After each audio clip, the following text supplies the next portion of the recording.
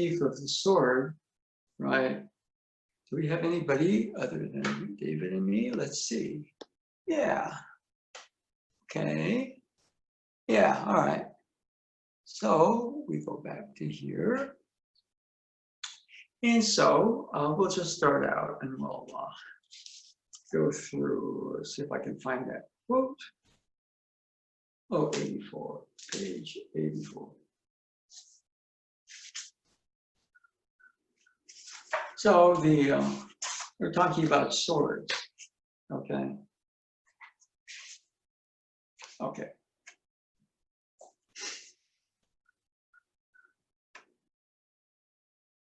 Okay, all right. So I just remember, just watching the early films. There weren't videos yet of Wada Sensei. He would do paired practice with a partner, and they would do it with Bokan. And just watching how his sword moved was, well, it was really cool. Okay, and then of course he did the stuff with the staff. I do have vivid memories of the sword. And so this is a quote, page 84, okay, of the Secret Teachings. When you experience Aikido, it allows you to understand universal principles. So it's a martial art. It can be a social gathering. It can be a philosophical study. It can be a spiritual or esoteric study. But again, when you experience Aikido, it allows you to understand universal principles. When you know yourself, total understanding will come. Okay? And when you know yourself, this is a common theme in this book. And it's a word we throw around very, very frequently called misogi. In other words, there's what you would call the I, the ego. And we're kind of pretty much trapped in this material dimension, identifying as an I in the physical body, but through what he termed misogi. The I goes to a finer version of itself, I to self, to deeper self, truer self, more original self, okay? And you will come to know yourself, all right? So universal principles, Aikido, at least I think at his level, was relationship between self and the universe, self and creation. As you go back to the more original of yourself, there's a natural sort of understanding, both that and also the universe.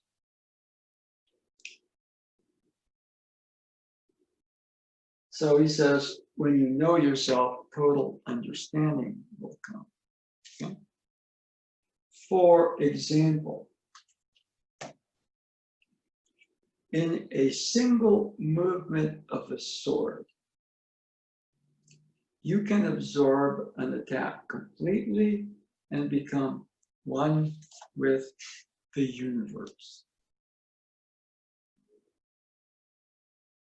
Okay, and I'm wearing this shirt. This is the 80s incarnation of She-Ra, Princess of Power. And it's about a woman, who is sort of gifted with this magic sword.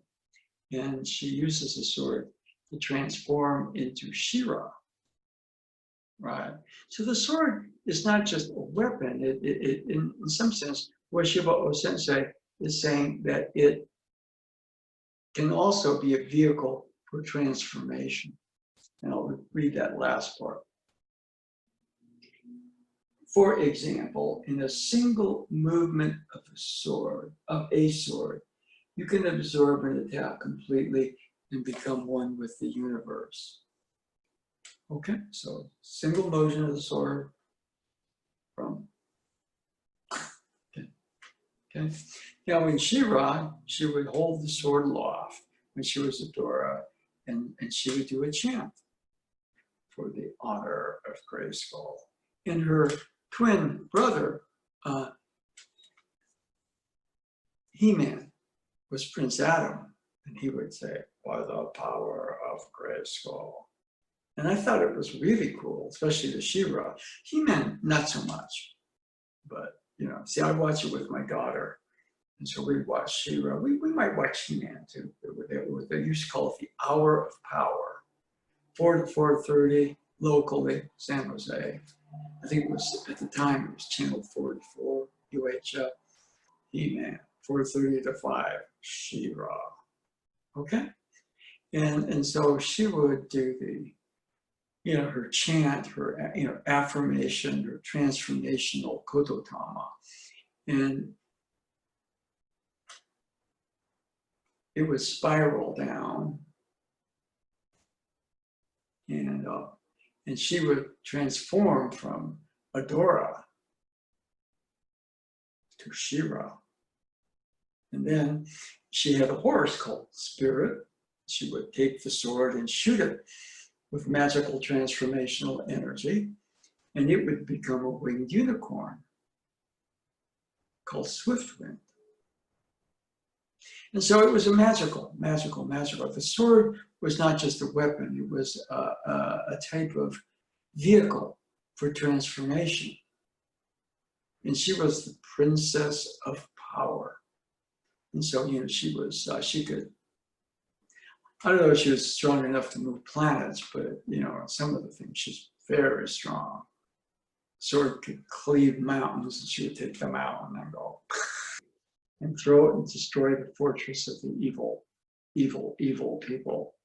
And on that world, what was interesting was She-Ra represented the natural forces, she was magical. In nature, there's magic. And the opponents were called the Horde. And they did it with some magic.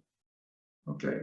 There were, but mainly the Horde was about technology, making weapons, weaponizing people. And so there was this interplay, nature, magic, technology, evil. And so it's interesting that a lot of that is being played out now. Let's see if there's any more. Okay. Aikido possesses the sword of the marvelous law. The sword must be wielded for the perfection of the human spirit. The sword used for any other purpose is evil. Okay, now that is very interesting. In other words, what he is saying is that the sword is about transformation. It's about taking all the stuff that's off here and all the stuff that's off in here. He said the sword of a marvelous law. So, I'm not sure what the Japanese is. I could talk to Linda Holiday Sensei or Mary Heine Sensei, I'm sure, or maybe even Lauren Hare Sensei. They could probably give me. But sort of the marvelous law. Okay, and one of the things that each of us, She-Ra is basically a goddess or god. Okay, she has a human side, a human vehicle, and the sword is the element, the instrument of the transformation, human, divine. And then when she wants to go back to Adora to hang out with, her friends and her allies, she goes back to being Adora. And it's been rebooted, actually quite successfully on Netflix. And it's by DreamWorks that did the How to Train Your Dragon films. And the reboot is very good.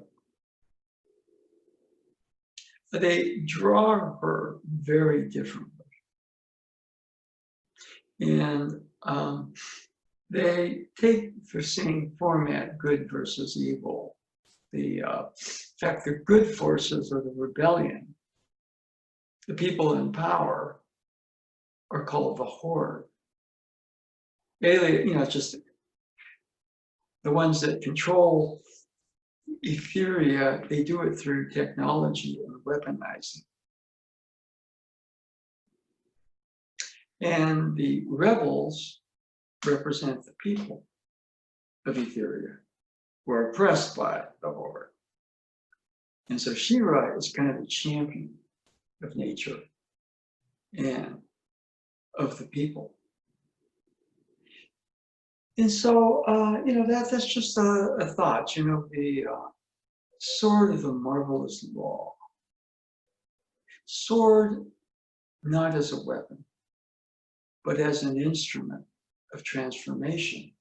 Sword as a gateway from one's human self to one's more divine, true nature. Somewhere down the line, we're all goddesses. Okay? And we get trapped in this world of I, in a physical body. And so we covered a little bit with some breath. And the last, I think it was Friday, we went through. And the first one kind of got lost. So we came in the middle of it.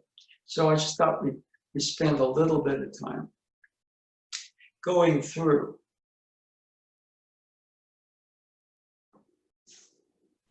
the first one.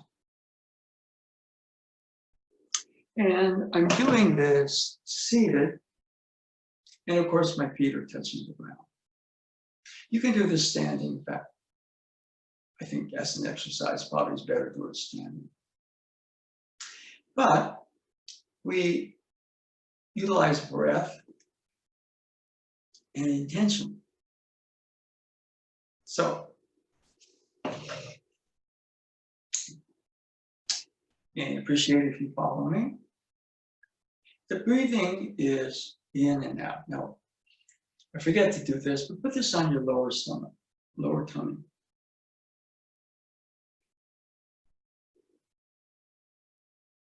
Breathe naturally, don't force the air in. Force it. In fact, when I force the air in, see how it puffs my chest up? Try to get a natural rhythmic movement in the lower belly. This is the area that is called hara.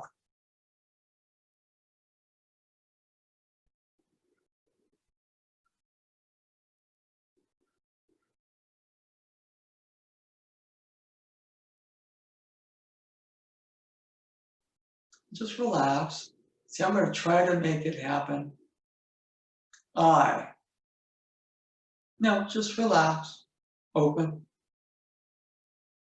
The eye becomes a bit more transparent, easier with itself. Let's see.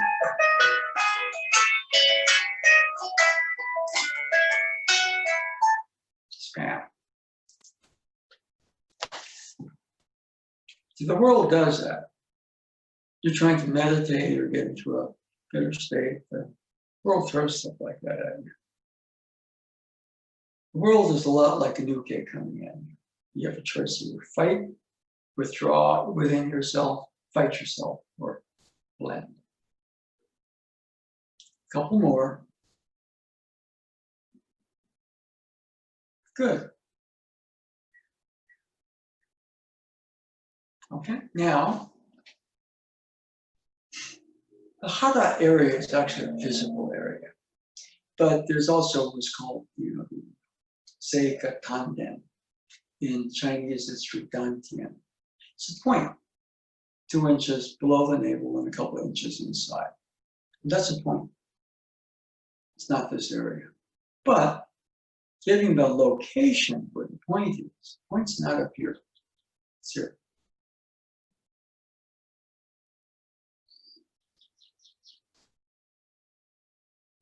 And one of the reasons I think for the point, this gives you a locator. Point exists in something called intention.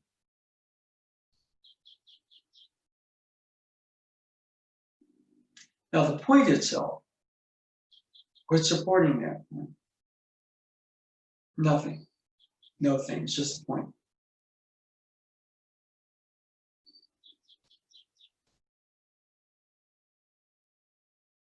It's real difficult, for example, to say, okay, think of infinity. What are you going to do? But there's a point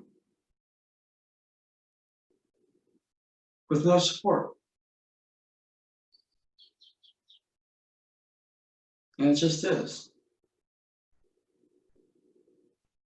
It's a constant, but it's not a fixed constant if you fix your attention on it. Okay? Now, that point, however, exists in relationship to. So, in breath, point. Out breath. Extend your energy down. I'm feeling the balls of my feet, my toes. In breath.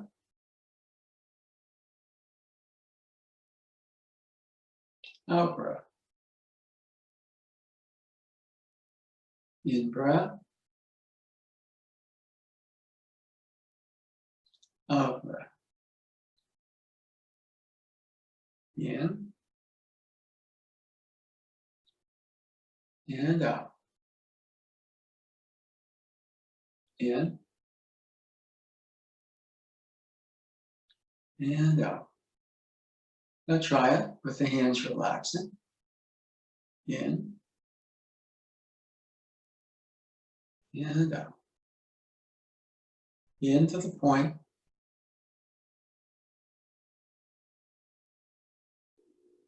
Out. Down. Sink the energy. Round. Settle. In.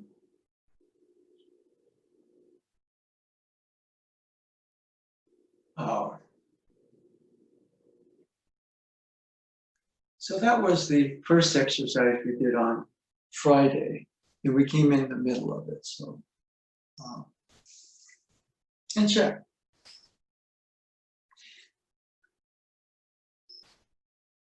There's a lot of activity here, but I can focus.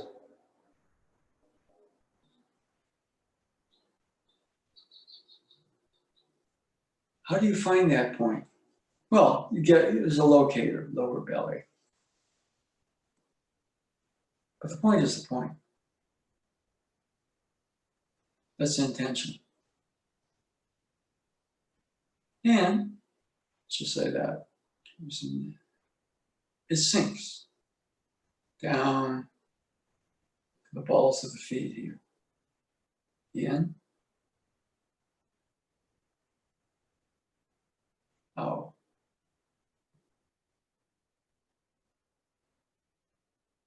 And what you're doing is if you can keep that focus and intention going, this quiets down. I goes a bit finer with itself to more of a self. See, there's I intend. I intend to do this or that or that. But that's not intent. So as you get finer, I more to self, intention becomes clearer.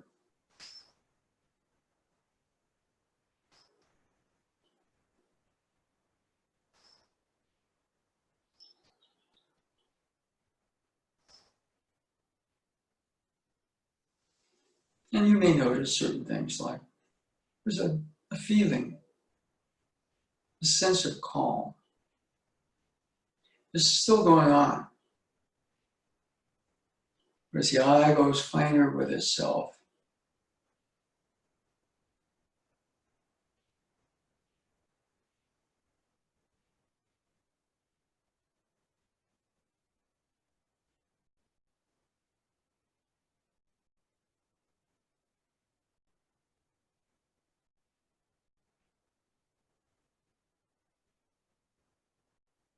So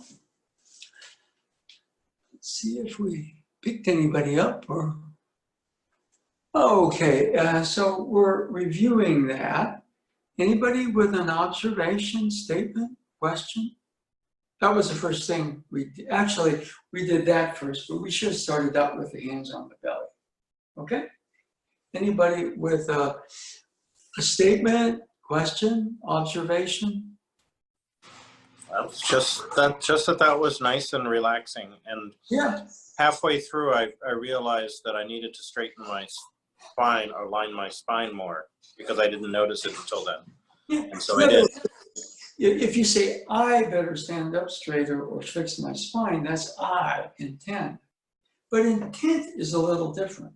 Your system will naturally find its alignment through intention.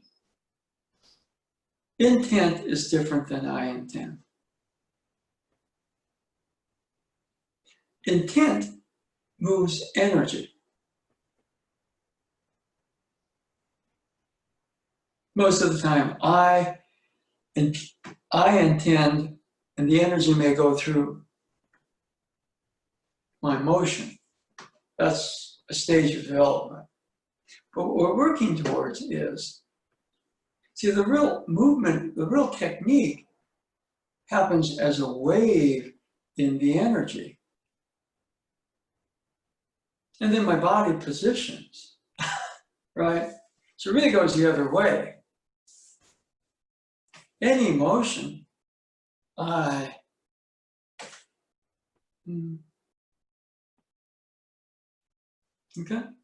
sometimes what happens with Aikido is that, I'm doing a throw. I'm part of a harmony here that's inclusive. And you and your partner form this wave together. Uke, nage, nage, uke. And so, one way of looking at the word intention, again, O-sensei said, purify the six senses, the obvious ones, vision, hearing, smell, taste, touch.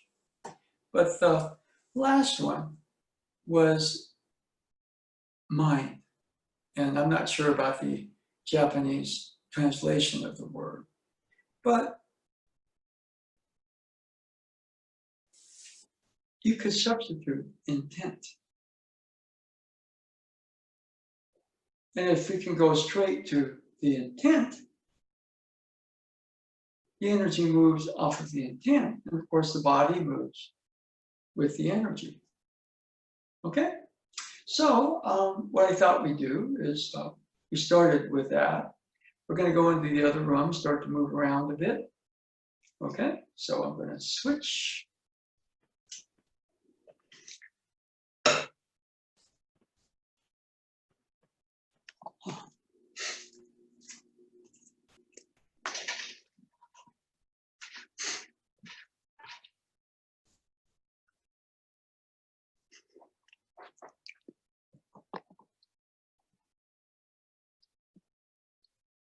And a bit more full body. And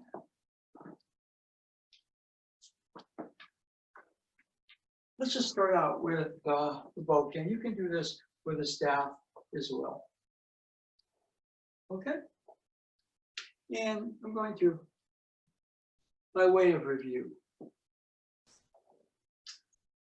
point.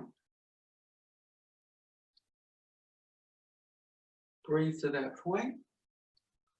Out breath, sink.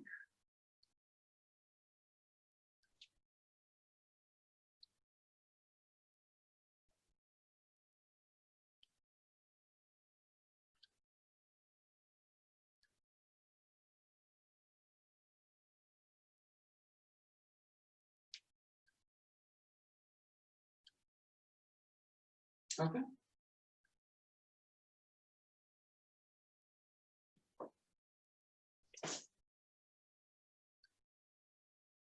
Now, this is kind of an insight that I had the other day. The cut itself goes up and it goes down. Up and it goes down. I cut.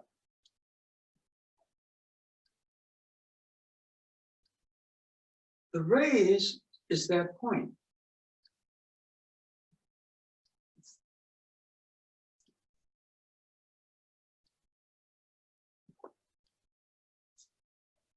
The downward motion of the sword is the energy that point's sinking.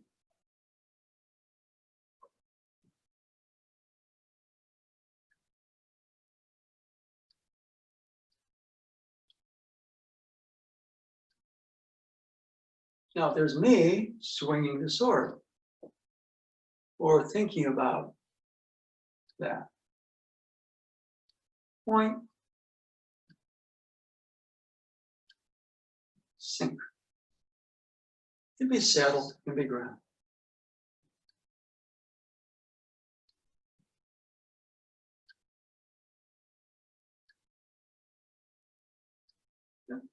Try that a couple times.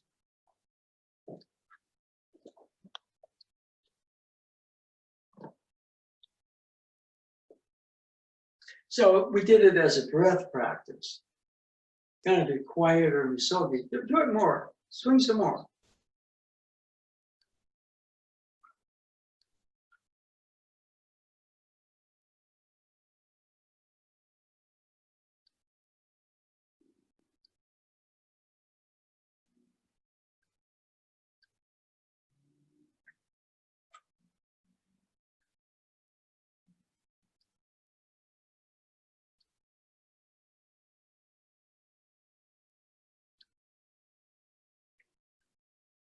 Okay.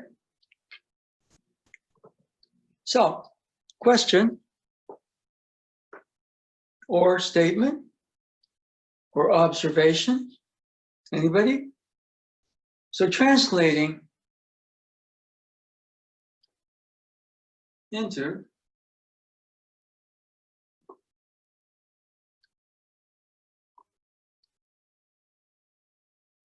now the cut is much more active, but the two things are pretty much the same. Okay?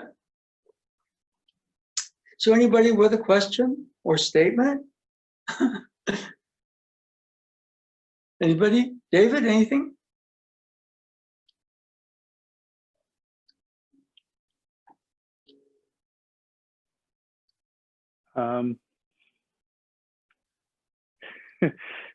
I just notice everything in my body feels kind of uncomfortable, and the movement is really uncomfortable today, and that's really all I'm conscious of.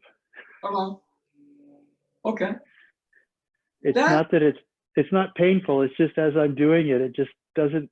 I feel awkward and uncomfortable moving. Okay.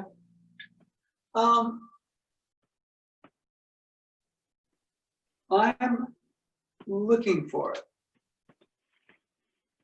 Just for a second, go through the breath without the sword. You can do it holding the sword.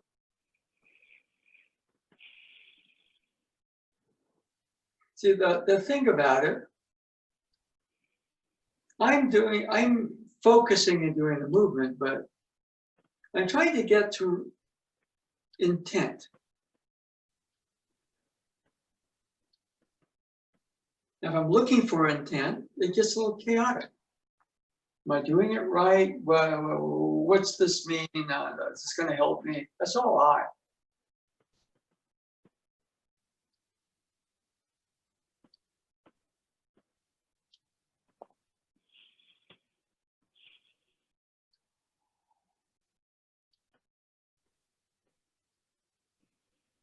The one thing that happens, the more we can get into intent, the more transparent the I becomes. It becomes more toward it.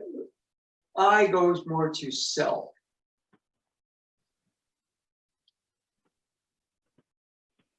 In Zen, they talk about no mind. What does that mean? I, noisy mind. There's this motion. There's this intention. gathers into the point, sinks. Gathers into the point, it sinks. Now that point, see, my legs are supporting me. How long are we going to stand here? That point supports, what's supporting the point? Nothing.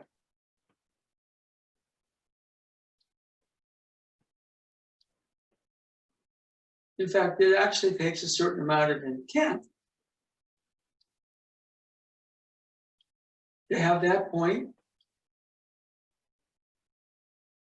and that point is that point. And there's no reason it should just stay there, but it's supported by nothing.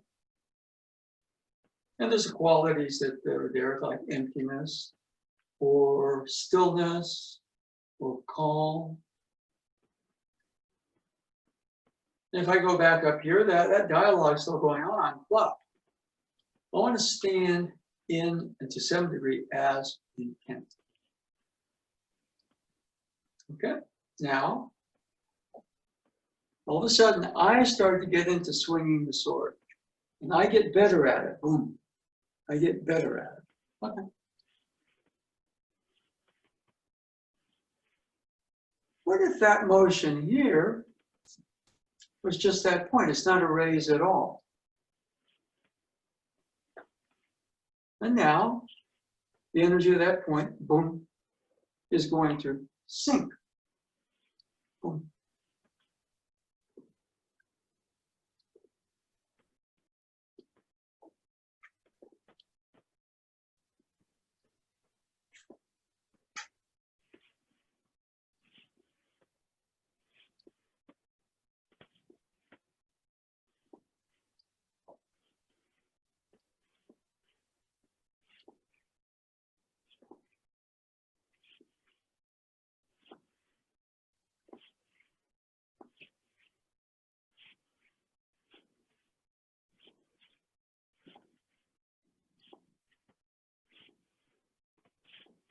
Okay. Now let's touch base again. Anybody? Question or observation? Statement? See, the game is not to swing the sword better. The game is to get to intent. And as we get to intent, one of the things that happens is I gets much clearer, more transparent, goes more towards self. And it's really what it is. It's, there's a certain amount of energy in my cut. I'm cutting. I'm intending to do everything right. Okay, but it's a little different. Boom. Boom. Boom. The intention gathers the energy.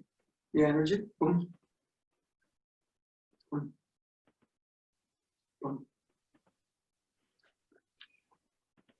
So we become very transparent. We're still vitally present,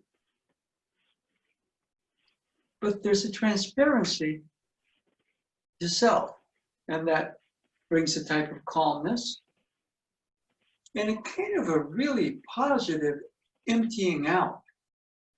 Okay?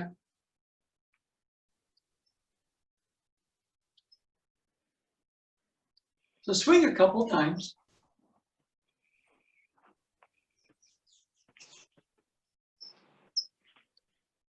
The raising's the point. The lowering or the cutting motion is that point sinking.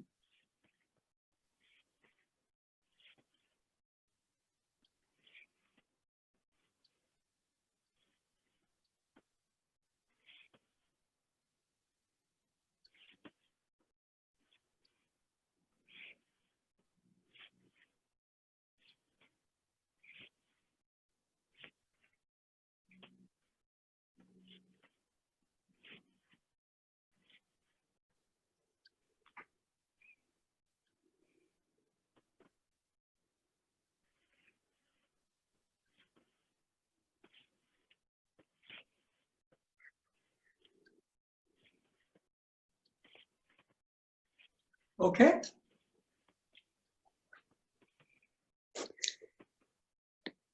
So, anybody, question, observation on that? So on the last one, I tried to, I imagined that the tip of the bokken was buoyant, as if it had like a balloon strung to the tip. Okay. And I just waited for the balloon to lift the sword up rather than doing it myself. And it felt like that was Yeah. happening. What, And I noticed it was very smooth when I did that. okay, now the point I would make is this. When you are in, to some degree, intent, what comes out is imagination. Does that make any sense? Yeah, imagination can't flow unless you're in the, the right flow state. Well, one of the things here, when I'm in I'm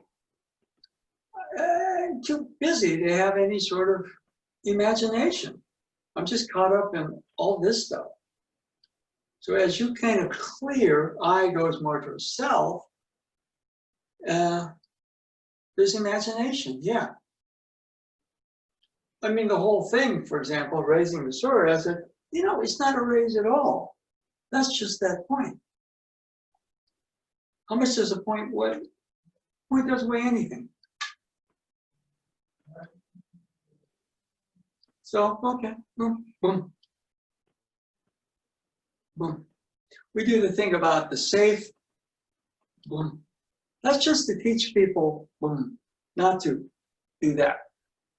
Boom. Safe at the end of the chain, boom. Good. Boom. Now, boom, boom, boom. Good. So that's imagination. How am I going to solve this problem? Certain problems you can't solve here, just run around the same stuff. Okay? It takes imagination to solve problems. And conversely, it takes intent, or the I self moving towards intent, to have imagination. Okay? David, anything? You keep saying intent, but to me, intent implies an objective or an endpoint that you're moving towards. Yeah. Okay, so let's try this. The intent is intent. And you could say the intent is emptiness, or stillness, or transparency, or truth. There's a lot of other names for it. But intent is intent. Why do I want to stand in intent? See, there's an energy here. But something, on some level, had to intend that energy to move. Somebody grabs your wrist. Boom.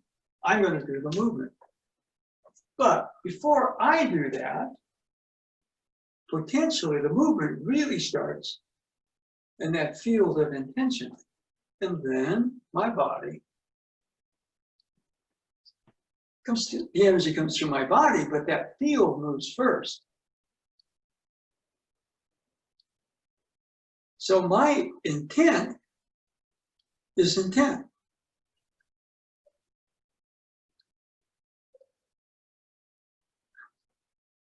And that takes a bit. There's degrees of I letting go. And I have my bad days, believe me. I have my bad days. It's like everybody else.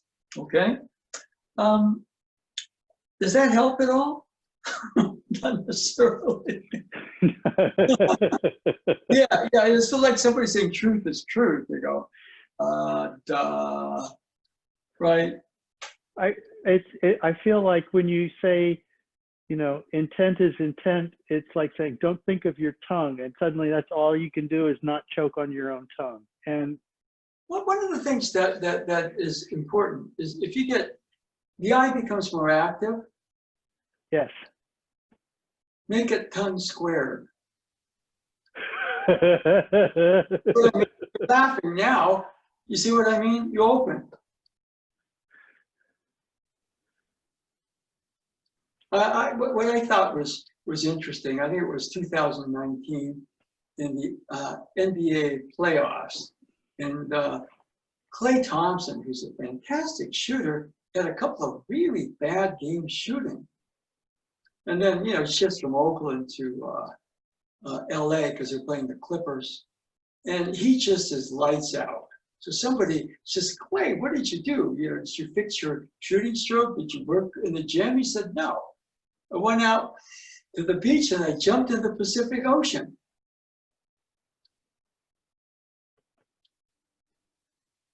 I thought that was cool. He did misogi. He went into the water, like they go in the ritual misogi, stuff like that. Okay. I'm in a rut. I go to the gym, I'm going to meet more of a rut. I'm going to go to the beach and go in the water. Okay? And so they asked him, are you going to do that when you go back up to the Bay Area? He said, no, it's too cold. Well, it wasn't going to be a nut and going to the water when, it's cold. He said, no, I just decided I need you to clear out a bunch of stuff. I know I can shoot. It's just not going in right now. So I'm just going to go in the ocean. Okay? And then later he started shooting really well. And so I said, well, Klay, what are you doing? He says, I'm meditating. I love Klay Thompson. He and Curry are just great fun. What are you doing? How are you meditating? He says, I just sit down and visualize the ball going in. That's meditation. Now I have to make the shot.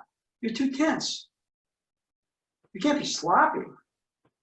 But all of a sudden, if you just sit there and you just visualize that hoop and the ball is just going through it, floating through it like a feather, then all of a sudden, boom, it starts to go in.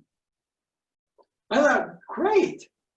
We got this sort of enlightened folk genius right on the Warriors, Klay. So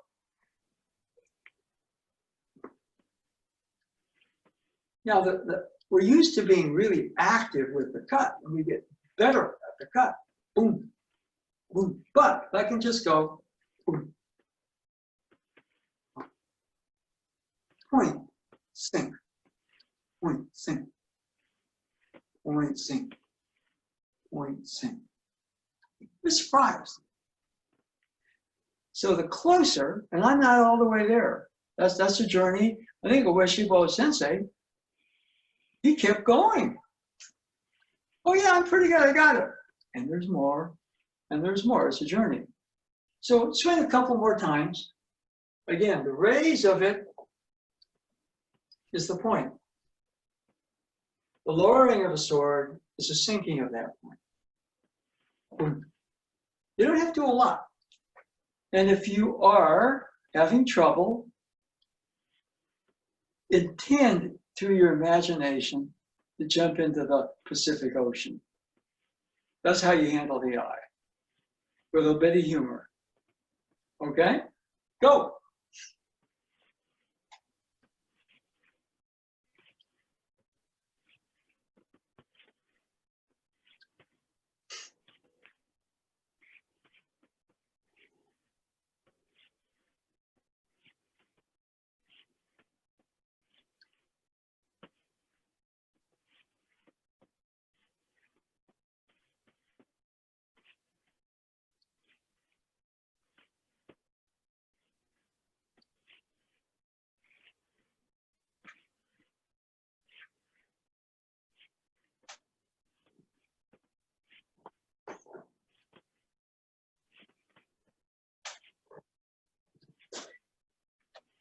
Okay.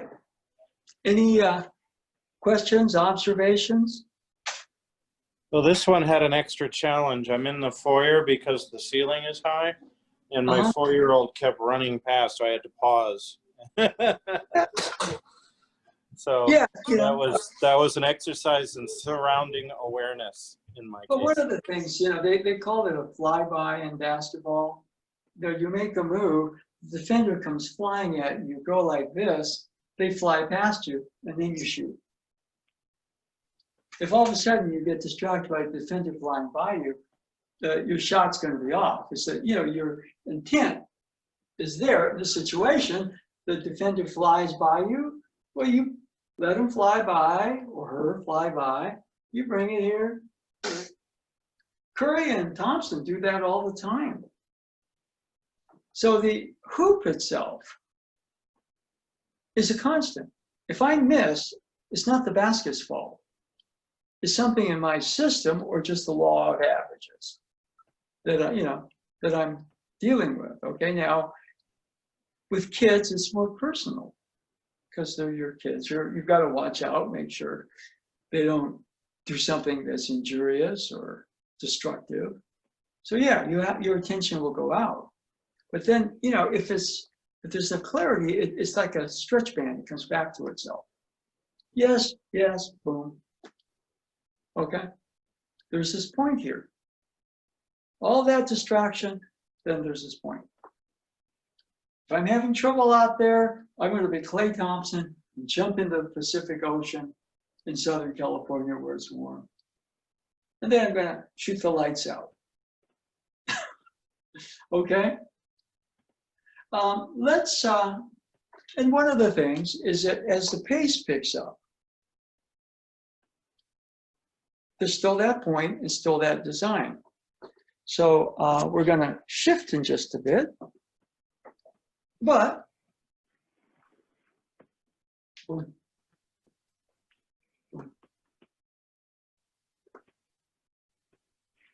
now,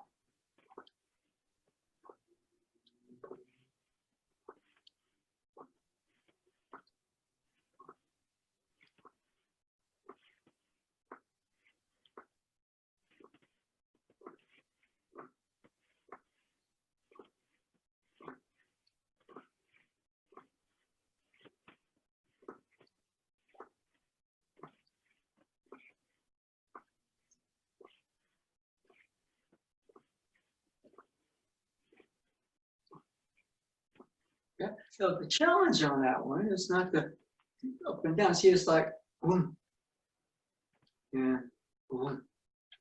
Now, boom.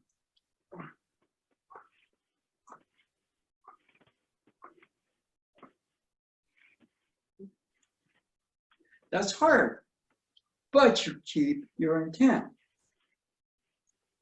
And the pace of what's going on around you situationally is going to be faster.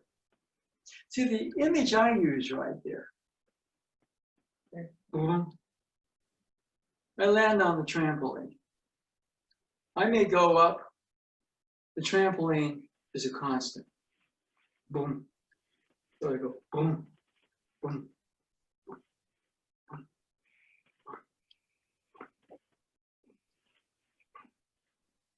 And again, got the point, got the sinking action, boom. But there's boom, hitting that trampoline. I'm going to go up, but the trampoline stays with that sinking feeling. Boom.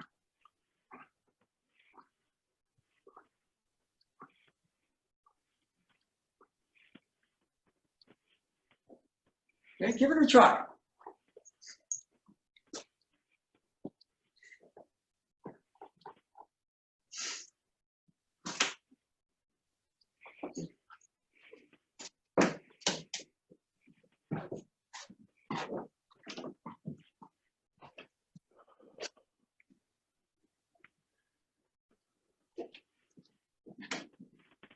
Cliff, just a quick tip, okay? You are up and down on the trampoline, okay? Boom. But when you're the trampoline, you're not going anywhere, but there's an up down through you, shifting locations. I'm bouncing on the trampoline. I'm the trampoline. Boom, boom. Same thing's going on, you're just shifting the location of who you are. Try it. Okay, I'm having a little trouble doing it at the faster pace, so I'll Well, try. try it. Well, that's how you handle the faster pace. That's better.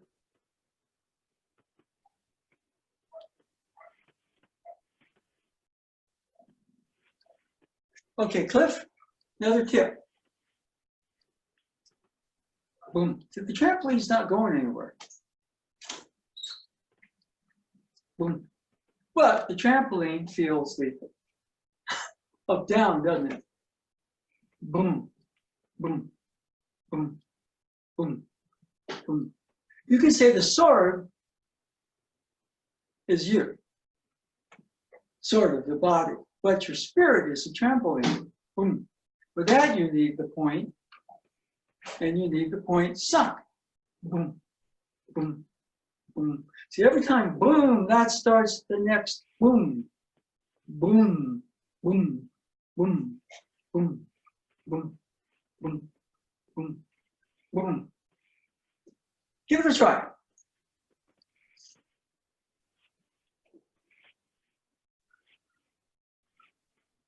Now, right there, you're jumping higher on the trampoline. Okay? Boom. Boom. It's important. See the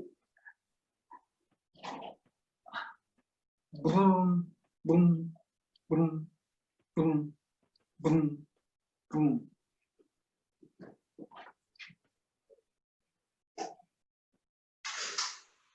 That's better.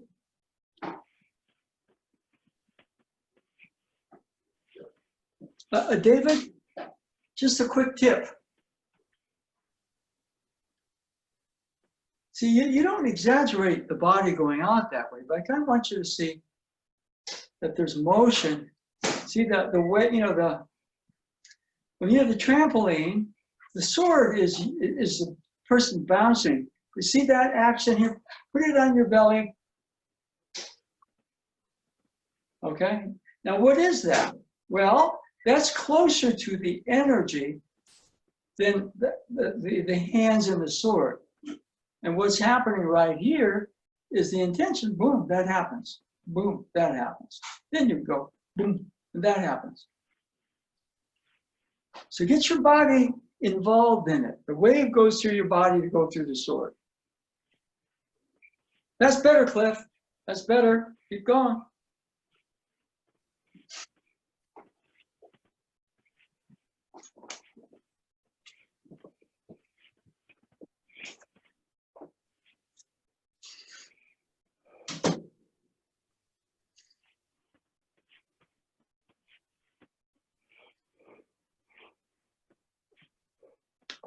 Okay.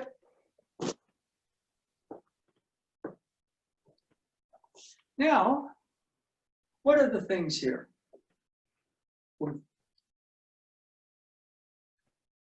trampoline doesn't really go anywhere. Like if you're a basketball player, I can't say the hoop moved. Unless there's somebody, the pranksters that told us something that I don't know about. What does move is the rhythm going through my own system. So, boom, boom. Okay? And the actual cut doesn't go anywhere. But there's me, I, doing the cut, understanding the cut, trying to figure the cut out. Okay, and there's a lot of movement in I. But what I kind of want to be able to do is say, okay, I, easier, calmer, clearer, more transparent, goes more towards what we call intent. And the clearer the I, the more the intention that's there. It's not so much I intent. Starts out that way, but quickly you got to catch. You got to be like Clay Thompson. If you're not shooting well, it doesn't do you any good to go in the gym and shoot more past a certain point because you're already a great shooter. You're just missing. So why don't you just jump in the ocean? Let go of it all. Find the point in yourself. Feel your connection to nature. Go back in, your lights out. All right? So that part of it is a little tricky because, you know, it's not I intend, no go. That is how it starts out. But what I thought we'd do is let's put these down. And I'm using a shorter staff in here for obvious reasons. Okay, but if you got a longer one, enough space. Boom, boom, boom, boom, boom, boom, boom, boom, boom, boom, boom, boom.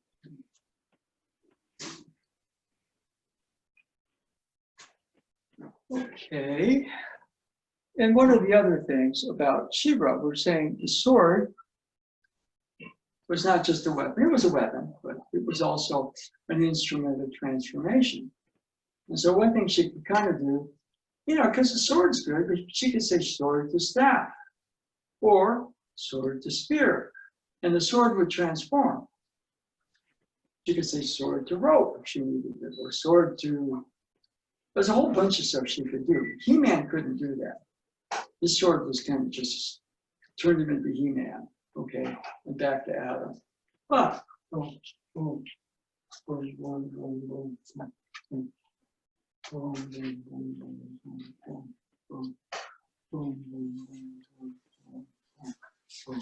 And if you want to say boom, get the sword back to its original form, boom, but also the staff is a little freer. Boom, boom, boom, boom, boom, boom, boom, boom, boom, boom, boom, boom, boom, boom, boom, boom. So begin to kind of move. We use the fire water changes. Boom, boom, boom, boom, boom, boom, boom, boom. Boom, boom, boom, boom, boom, boom, boom, boom, boom, boom, boom. Boom, boom, boom, boom, boom. Boom, boom, boom, boom, boom, boom, boom, boom.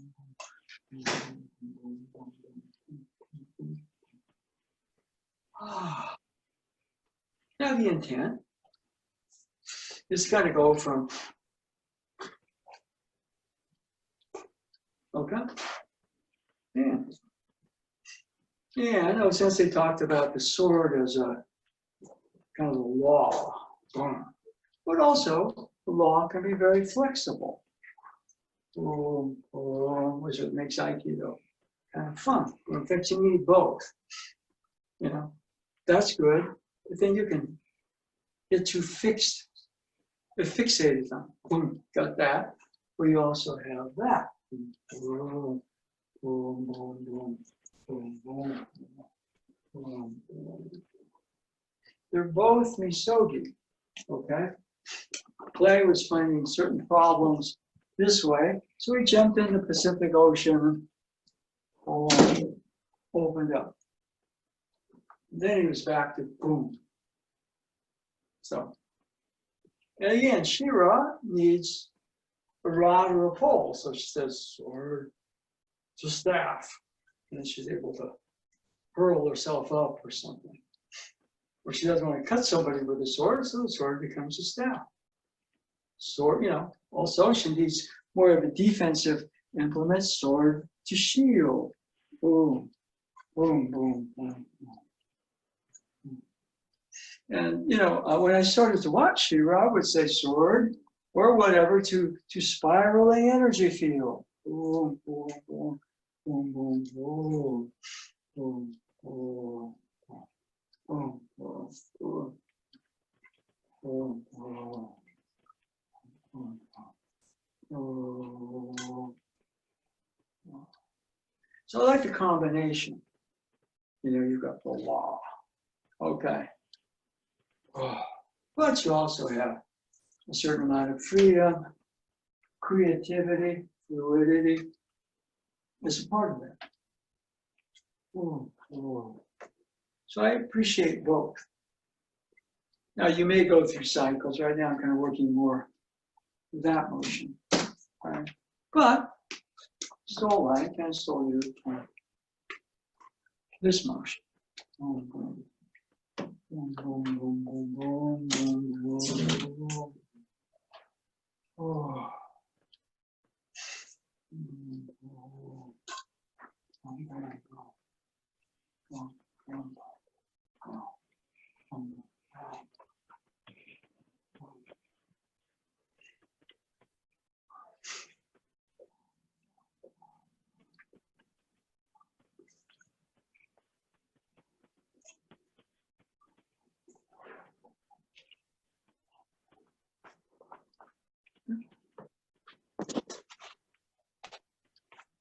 Anyway,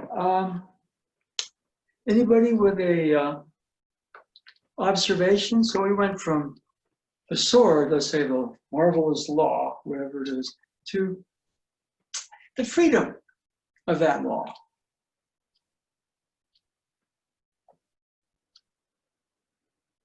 Well, I like the idea that a spinning staff defensively becomes a circle. Yeah. Sword to shield. I learned a lot of Aikido from Shira, at least on the level of energy. The sword was could transform into a variety of different shapes, archetypes, if you will. And it was a sword, but the usefulness of the sword more than anything else was it was a transformational vehicle for her. And He-Man. And, you know, the whole thing, you know, I used to watch Sensei kind of do this thing with the staff, you know, when I first started Aikido, I thought, what's he doing? He's just kind of working some magic, actually, okay? Yeah, and then all of a sudden, you know, you get caught up in learning all the techniques and training, which is all good, but you forget the magic, right? Anyway, we're going to go back into the other room. Yeah.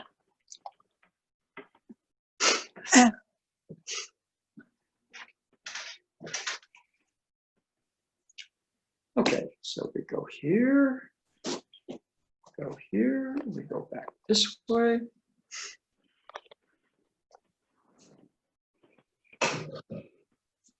See, one thing about me is I've always been motivated by fantasy. We did the whole thing on the full moon cut, Nebudi Kyoshiro. Shira was a major influence on me. I thought, you know, that's what O-sensei's doing. He's going from kind of, you know, Nado Sensei mentions this a lot. He goes from Shiva, the old man, to Shiva of Aikido. You kind of understood the laws of transformation, that we exist on a variety of different levels. And one of the things he used to say all the time, Ame no uki hashi ni tatasare.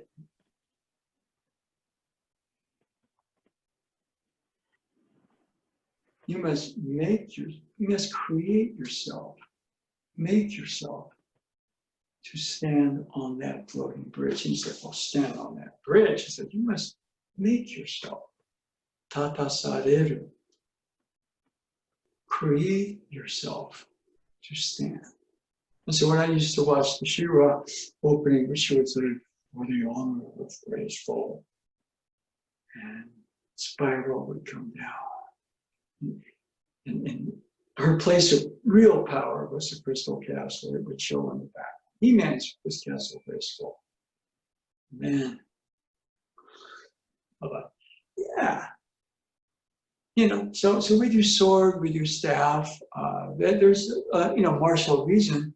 Because since they kind of saw those at his level anyway as this transformational vehicles. Okay? And you'll find that. I mean, I think somebody, you know, Chet Baker, Miles Davis, that's who they are, and you give them the horn. All right? And there's Stephen Curry, the cool guy, father, husband, and you put a basketball in his hands. So, you know, oftentimes, you know, there's a kind of transformational vehicle for the outstanding people. Any Any questions or observations on that? Anybody? We're back here just for, we're not going to be here for very long, but just checking in.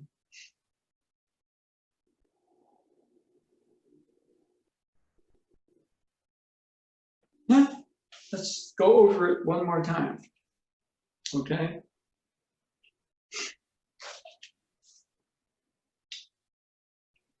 When you experience Aikido, it allows you to understand universal principles. Okay. There was a show that PBS broadcast called The Power of Intent. And what was this guy's name? He was, he was somebody who, did shows on PBS about, personal growth and things like that. And he actually based the whole program on a quotation from The Power of Silence. It's one of Castaneda's books. And the actual gist of, the program was summarized that everything in the universe comes out of it, and therefore is connected through this immeasurable power called intent. So everything is connected. Everything came out of one. That's what O-sensei said. We're all one family de facto, because we come out of the universe, boom, represents a unity of creation, but it came out of one thing, and then it branched out. Different wavelengths, different laws, different different constants, things like that. That's all. And what did that intention come out of? Well, it had to be imagined, didn't it? Imagination, intention. And so we come out of that. So we have that inside us. He said, and basically there's a connecting link. Everything is interconnected. And that connecting link is intent.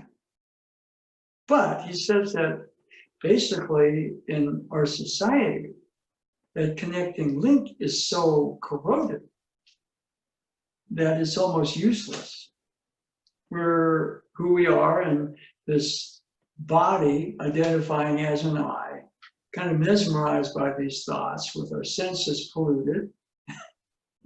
And therefore what happens is we bump into things. The world is a mess, if you haven't noticed. Okay, so the fact that, he said misogi, which means you clear the eye, you cleanse the senses, and he uses the sixth sense. Yeah, there's a dimensional finer level. It's not just the five obvious ones. And as you start to go back more towards the more original of yourself, not an I, you're cleaning that link. And to a certain level, when that link is cleared, we go into territory that for us right now is just, to quote the Don Juan, they're tales of power. A lot of what O-sensei could do, they're tales of power to us right now. But he also told people like Ano-sensei and Nado-sensei, you could be like me in 3 months. You don't have to be trained for 50 years to be like me. And he also told Nado Sensei, he says, it's so easy, but I can't give it to you. I can't give it to you. I wish I could. But the laws of creation say you have to find it for yourself. I can't give it to you. But I will tell you, it's easy. So what if the whole thing was going back as the I becomes clearer, it becomes a transparency. You're still you. but we're not locked in this interior dialogue, that keeps us trapped in this physical body, bumping into things, and then you're housing the incredible energy that we all have, because we all come out of a very divine place.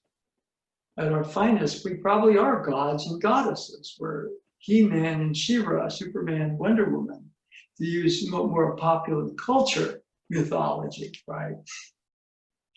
And it's trapped in I. So yeah, it's going to be, because of that pollution, the senses being polluted keeps us here. So we start to develop the mind, which gets us into a different sense.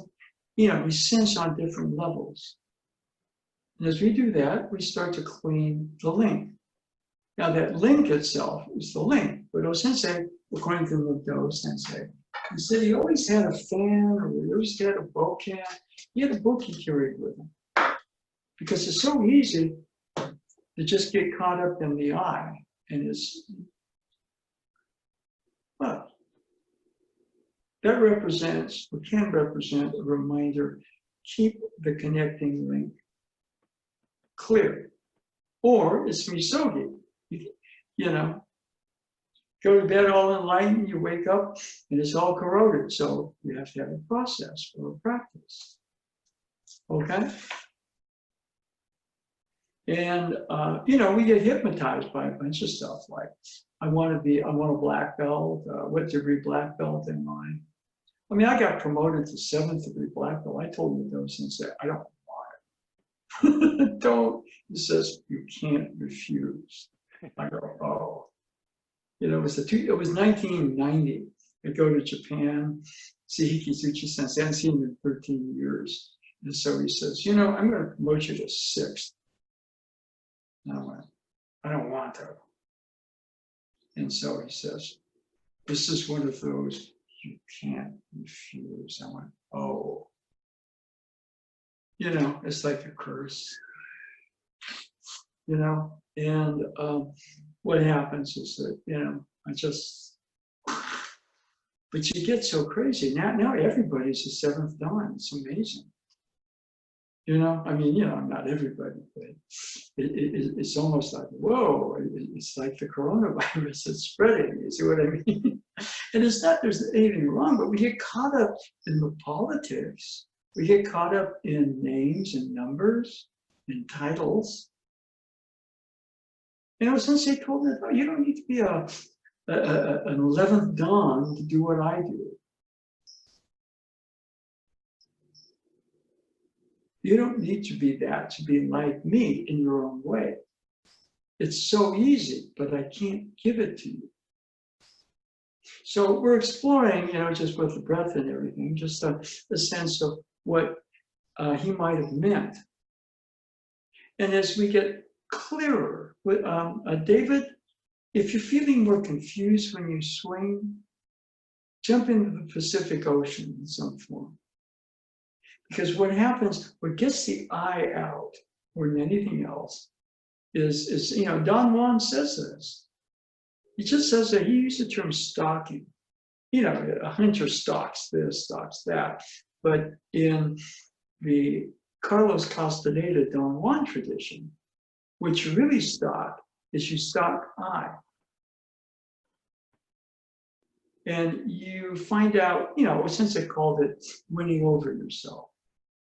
So what it is that, find something that makes you kind of laugh at it. Because if it's too important to you, you fixate on it. If you fixate on it, that's you've gotten somewhere. Good, you've got a lot of achievement. But people keep on trying to kind of achieve and achieve and achieve. And O-sensei seems to indicate that it's not an achievement, or it's true achievement. To go back that much to the more original of yourself, where you have that transparency, where that connecting link between you and the universe, therefore everything, is so clear that there is this wondrous power called intention.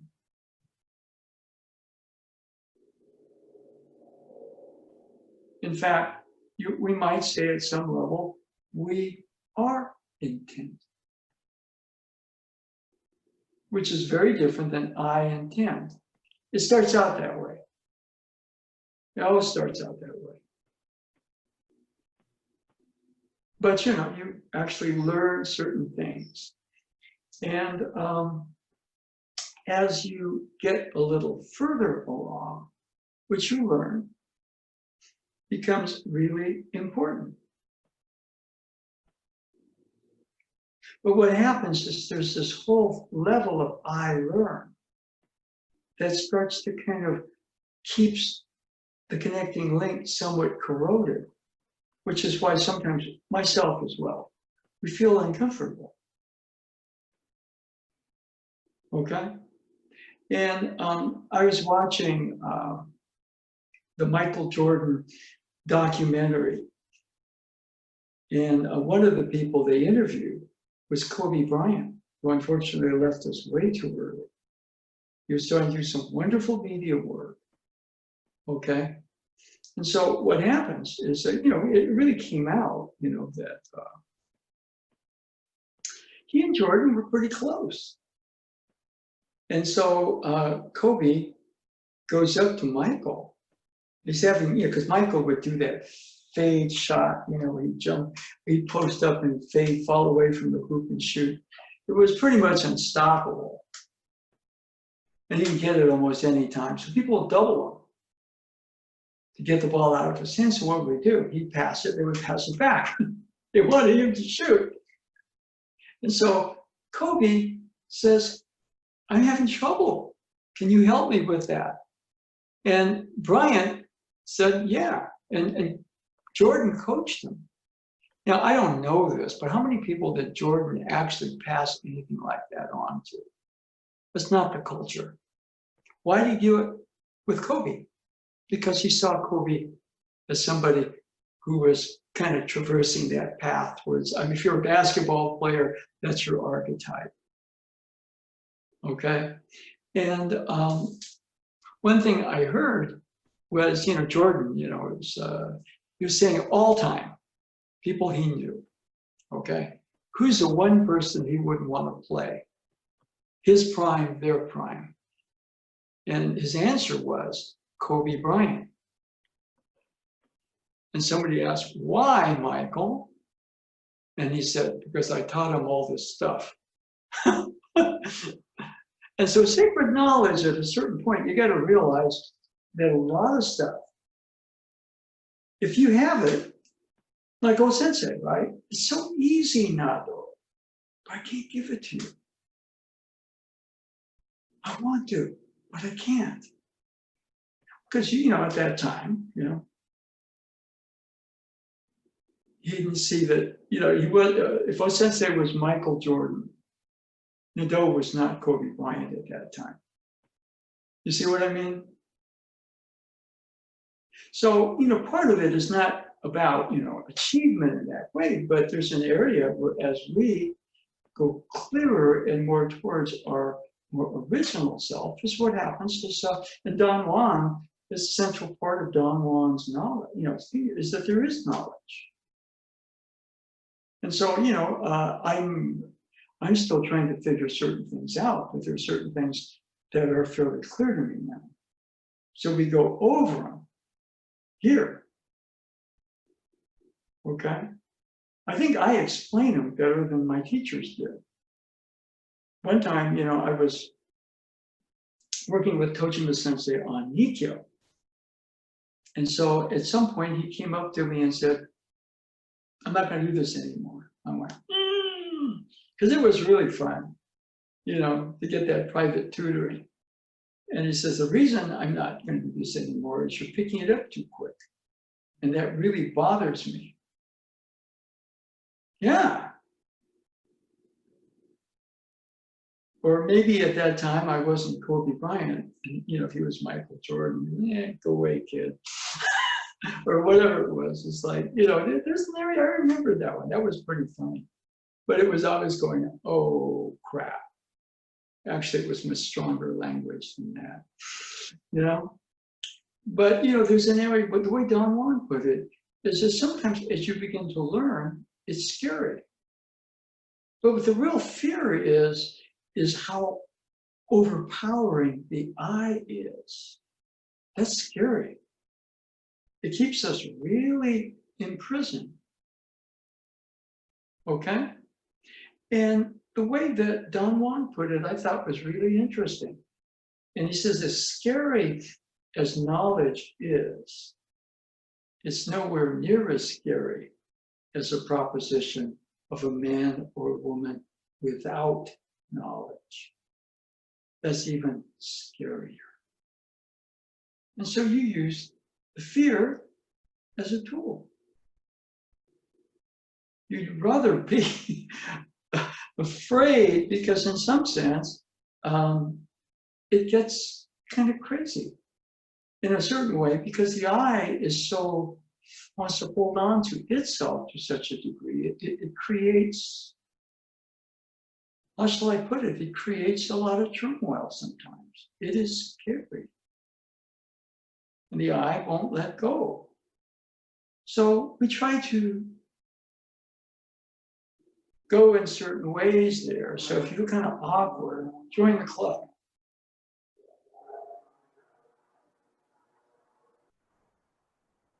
You know, it's this point where, but at some point you begin to say, oh, okay, the knowledge comes in, and then you begin to realize if more knowledge is going to come in, you're probably going to repeat the scary cycle or the confused cycle. That's just the way it goes. So you start to be very easy with it. And, you know, some of the breathing we're doing right now, I think, is a really good way of kind of getting past the I for short periods. And then when you start to pick the sword up, we have all these I memories about what we've done, and all to kind of really clear past that sometimes is that rocky period. I remember, you know, when Ano Sensei started coming over, with Linda Holiday Sensei and everything like that, I'd be in his classes. And, you know, I'd feel like total crap. I feel like total crap. You know, I'm trying to do something, everybody else is running around. I'm like total crap. And then Ano Sensei gets up in front of the whole class and he says, you know, you should watch Jack Wada, how he moves his hips, and no matter how the uke is, he is working on the balance from his hips. And I'm like, really?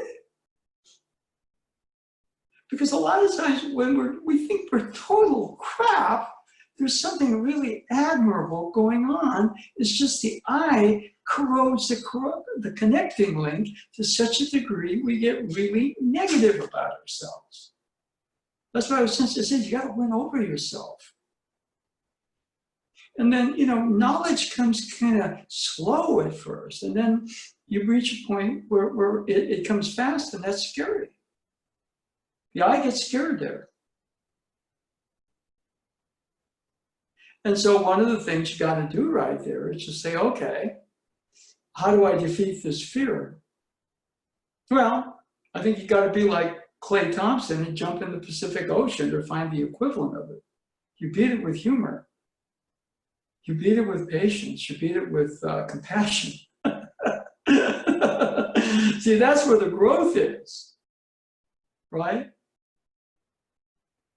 So, you know, any real ultimate jump creates pain. When Steph was a young kid, he could shoot from 30 feet, but he was small. And so he would shoot from way down here to get the shot off, to make the shot. And so his father, lucky for him, was taller. He was 6'6", but he was also an all-star in the NBA. He could shoot, one of the best all-time shooters. Not one of the best all-time players, but one of the best all-time shooters. So he says, okay, if you're gonna play high school, you can't do your shot from down here. You gotta be able to shoot up here. So Curry's mom called it the Summer of Tears, because every day his father took him out and coached him and made him shoot up here. And what was really easy from down here was hard for Curry. And so he cried a lot. But he transformed in that summer to where he could shoot. And basically what he did, he used to do this, then he learned to do that. He didn't go, oh, I got to shoot from up here. This motion, this wave motion from his gut, he just went like that. In fact, I watched him, where he was warming up once, and he was shooting from down here because you get the core into it here, but it's harder. Most people go up here, and then they got to go, and throw the ball there, and Chris just wound up saying, oh. And so he does the same shot he did when he was a kid, and all he did is find his rhythm. So instead of shooting like that, he went boom, and he got the same support from his core that he had when he was a little kid. So the Summer of Tears, he had to go through that to find his enlightenment as a shooter. And, it's better that we don't dwell on the tears. I'm sure, he probably hated his father, but his father, he didn't just hate his father. I'm sure his father was a great father and they had other things going. But his father was a taskmaster. He didn't interfere with Curry until that one summer. He just said, you're going to shoot in high school, you can't get that stupid shot of yours off, so we're going to clean it up this summer. And they did. So sometimes knowledge, there's kind of a bully or a gateway that exists within the self, confusion, awkwardness. And so, that I would always remember what Ono Sensei said, because I felt like total crap. People running around and I'm trying to anchor my hips and turn with them. And I felt like, man, this is hard. Maybe I should just quit. Then Ono Sensei, I didn't tell him to do it, but he just said, you should watch how Jack Wada trains. Because he's always in his hips. No matter what Uke does, Jack is working on being very fluid and connected to his hips. And I was thinking, I feel like crap. Thank you. Keep me going for another cycle, and it did. I began to realize that in a lot of ways he probably felt the same way, and that oftentimes people that are really good, you say, he never had to deal with that. He was saying, yeah, I understand. You're having a total difficult time, but you're doing some good stuff you don't realize. So let me give you a tip. This is what you're doing well, no matter what Uke does out there. They may be running around and off their center, and you're really working on staying in the fluid motion of your hips. And so don't worry that you feel like total crap. What you're doing is transformative. So if you feel awkward, join the club. Anyway, hi Bonnie, hope you're having a good time. This will be, we're a little behind on the YouTube stuff, but it'll be posted at some point. We covered some good stuff today, so hope you're able to catch it, okay? And have a nice drive back. Okay, anyway. Say thank you, Sensei. Okay, well, you take care. Thank you. Thank you, David, for operating things again. Thank you, David. Thank you, Sensei. Thank you. Nice t-shirt. Bye-bye. Yeah, Hi, Bonnie. This is our She-Ra Princess of Power show. For the power of Grayskull. For the honor of Grace. Yeah. For the honor of Grayskull. Yeah, that's why you're the teacher.